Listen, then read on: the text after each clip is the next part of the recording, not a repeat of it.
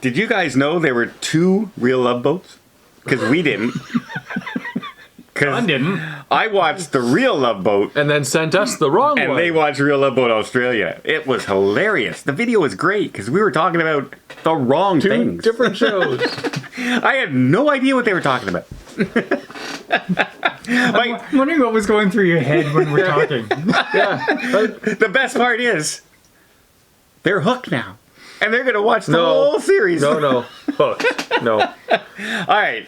We also, for some reason, I still to this day do not know why we're watching this movie, other than we happen to mention we liked these actors before. Okay, wait.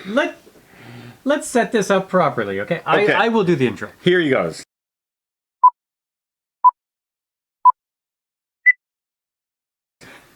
Hey, everybody. Welcome to the channel. Hey. We're going to do a classic movie review Yeah. of The Great Race. Yeah. Now, this was Have recommended... you heard it?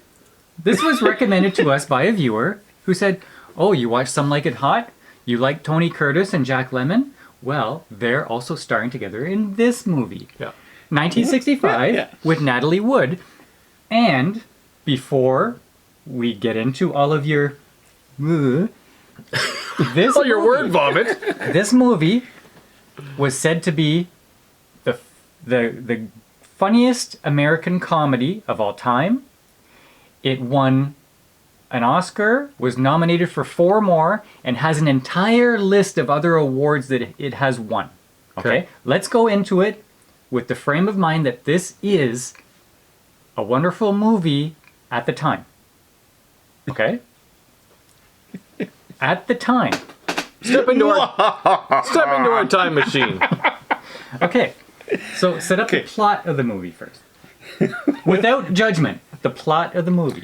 Plot of the movie is there's a shiny knight, can do nothing wrong kind of guy, flamboyant, playboy, handsome, always in white. Me, basically. And he's breaking records of doing everything. Cars flying, all kinds of and there's an evil guy who's also trying to dressed in black. Professor Fate. Professor Fate. And he's so evil that he puts skulls on everything he does, and it's like over the top. I'm the evil guy. Literally the mustache twirling. and the laugh. All through the movie. Hey, we'll win! He jumped. I shall build the greatest automobile in the world, and I shall win! This is his character. And they're competing against each other, and the Shiny Knight guy has an idea to do something. They're going to have the biggest race in the world, and it's from New York to Paris. And this was based on the real race of 1908 or something like that.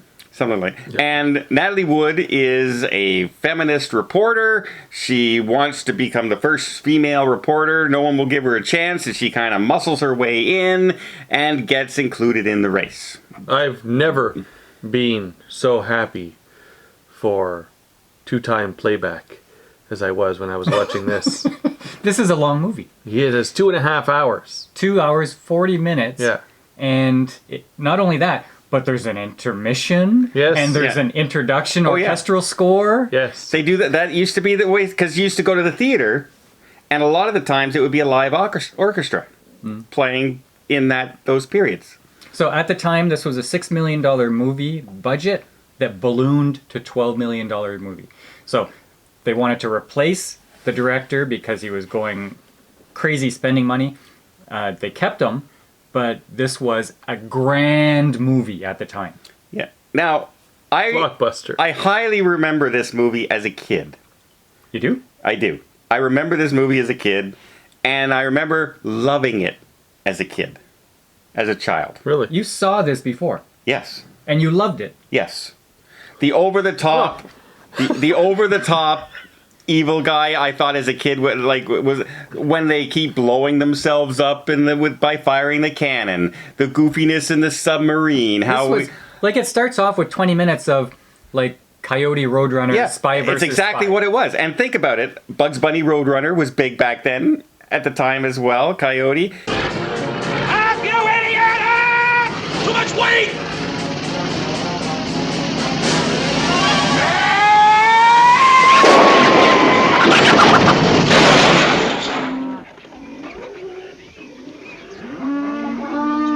that's the humor that was running around. The slapstick, over the top, flamboyant And it was humor. It had the dedication at the beginning to Laurel and Hardy. Yeah. Yeah. I will say that comedy has changed. That's the thing. Like, when I look at reviews for this by people who have seen it at the time, they think this is the funniest thing ever. It's a great comedy You know, classic. and like I had a hard time, like, because I was watching it and I was thinking, people back then, like, were busting a gut over this stuff. Well, you got to Like, remember, they were having belly laughs They over didn't this have stuff. streaming. They didn't have multiplexes. But- we used to line up at the one movie theater on Rideau Street here in Ottawa to go see a movie, Sure. Everything was so much more innocent. and back more then. grand back then. Yeah, as but- well. Actually, not necessarily innocent, because I seem to think there's more innuendo in some of the movies back then than nowadays. But it's very tame innuendo. Yeah. Like, it's not Andrew Dice Clay Right, kind yeah. of stuff. Eddie Murphy, Like Norm Macdonald. young Eddie Murphy. Yeah, it's not Basic Instinct anymore. Those kind of movies. But it is. But comedy does not apparently translate well over time. 70 years. Well, no, Yeah. no. Like even Like, what we find funny right now, people in the future are going to look back and say, I can't believe people laughed at that. you know, Jerry Lewis at one time was one of the biggest comedians in the world, and if you look at his humor nowadays, you would probably go, probably But- not it. But we watched Some Like It Hot, which was a 1959 movie, and I thought that had some good comedic moments in it. There are some time like this one was also really kind of geared to a young audience as well. It was playing on the Coyote Roadrunner kind of theme, right, with the over the top villains and stuff like that. Where if you see a movie like How to Marry a Millionaire with Marilyn Monroe, that was geared towards adults, so the humor was more adult oriented, which translates more to nowadays. Yeah, this is very cartoony, I guess.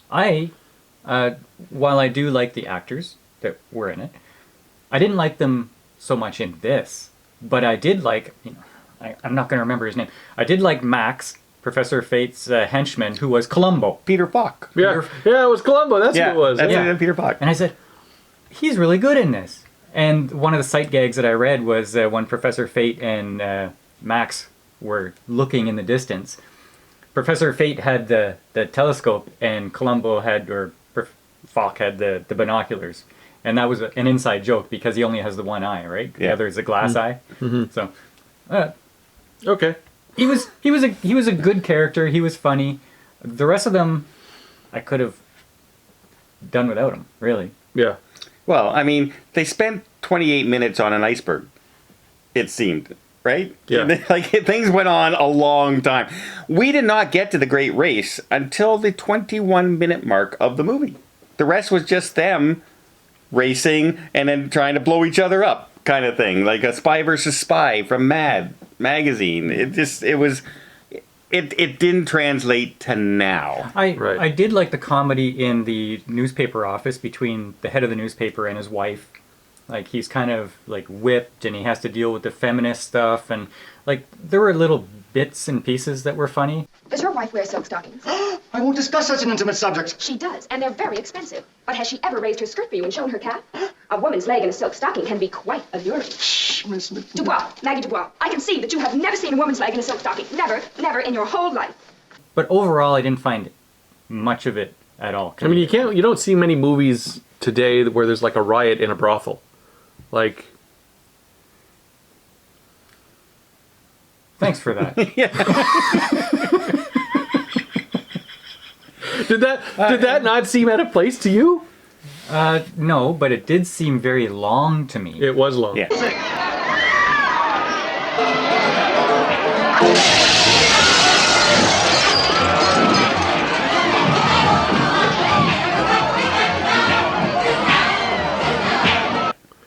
And hence the reason Every time budget ballooned. Every time he punched somebody, he had to kiss them. Well, that's the thing about his character. Like, even there's a The big playboy. There's a big pie fight in here, and the only person that doesn't get dirty is him. Tony Curtis, and he's all dressed in white and he's clean and everything. Yeah. So that's just what they did with the character. But I have a very big criticism with the plot of the movie. and that is it's the Great Race. So you expect it to be going along an adventure here, going along an adventure here, and the adventure is tailored towards wherever they are in the world. But it takes them half the movie to get out of the United States, and then half the movie in this kind of prince imposter assassination attempt thing with a pie fight that was 15 minutes long, and then it's and now they're in this city, this city, this city, and then it's the end. Like, what movie do you want to be? Do you want to be the Great Race movie, or do you want to be a different kind of movie with a different kind of plot? Because it didn't seem to fit. Right. Well, tell me when they were in the castle and doing all that espionage stuff that fit the Great Race. There's a reason the movie was 2 hours and 43 minutes long. It's just that they just kept going on and on and on, and adding and adding and adding. And they probably went at one point and said, you know what? We're calling this the Great Race around the world. We need another location. So they did the castle scene. I can imagine them when they're making it. It's all just so good. We can't cut anything. Yeah. I'm going to bed now. Good night, Your Highness. Who's going to tuck me in? I can manage. Oh, no! You're the sloppiest tucker-inner in all Potsdorf. If there's anything that I abhor, it's the sloppy tucker-inner. Good night. You good Leslie. You sleep tight and don't let his blight. I don't think there's any B-roll. I think they used the whole film. Yeah. Well, I didn't think it was possible for anything to seem longer than the movie we saw last night, Amsterdam, but this one seemed longer. Really, yeah. But it was. It was longer. By 10 minutes. But, okay. Amsterdam was that long? It was. It was 2.5 hours. Yeah. All right. But you know what? For the time, and like I said, as a young person watching it, I thought it was really funny back then. I did. And look up the reviews. People are raving about this movie.